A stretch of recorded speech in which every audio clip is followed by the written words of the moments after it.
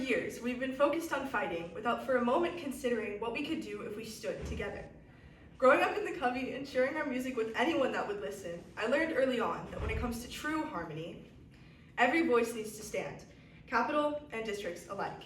I've sung a song of love and dreams in the markets of District 12, in forest trails where the trees become the audience, and in the quiet corners where the most unfortunate whisper a desperate song. But even that beauty pales in comparison to the chorus of a unified people. The capital has its melody, the districts have their rhythm. But I hope that one day we will make music as one. For too long have fear and power drowned out the chorus of the people.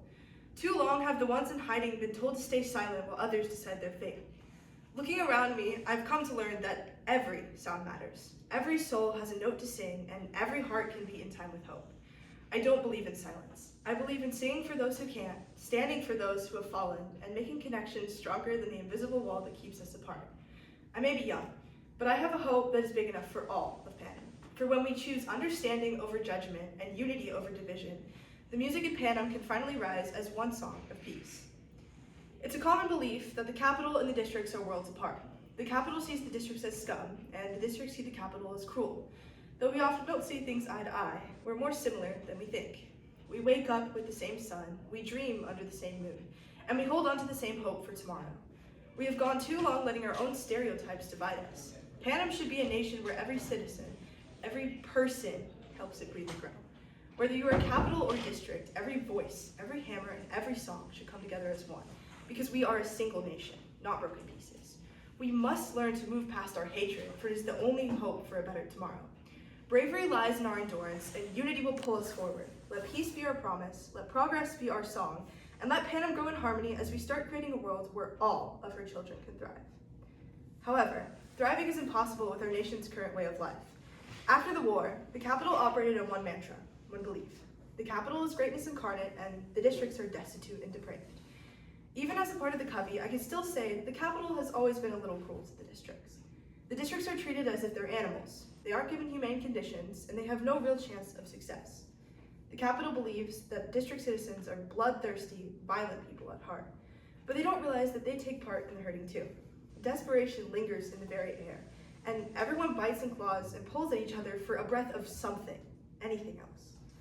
And this is why Panem needs to change. We need to create a nation where we stand on equal ground, with the same conditions and resources. This is why if I become president, I would unify the districts in the capital so that everyone has access to everything they need for survival.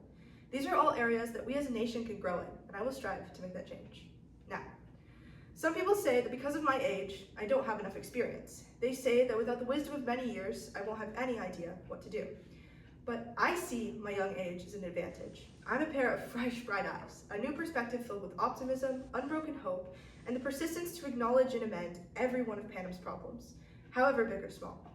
I will repair and salvage and create healthy policies until it becomes a place that all want to live in. I want to spread empathy and compassion. I want to turn Panem not into a place where people live, but a place that lives for the people. And the only way to do this is with a fresh perspective. Therefore, I believe that one day, all of Panem's voices will ring out in harmony. That one day, we will stand together as one. But to do this, we need to lead with a hand offering a hug, not an iron fist.